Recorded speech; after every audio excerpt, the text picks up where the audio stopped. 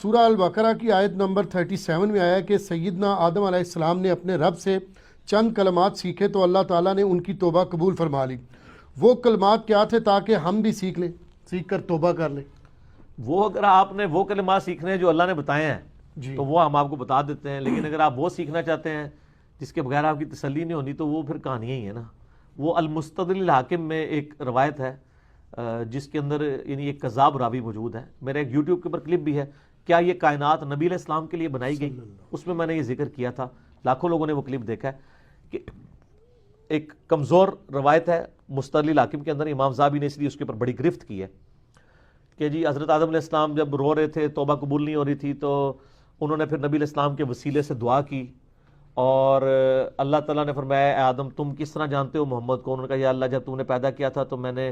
جنت کے دروازے پہ یا عرش پہ یہ نام لکھا ہوا دیکھا تھا تو مجھے پتہ چل گیا مجھ سے بھی زیادہ مقرب ہے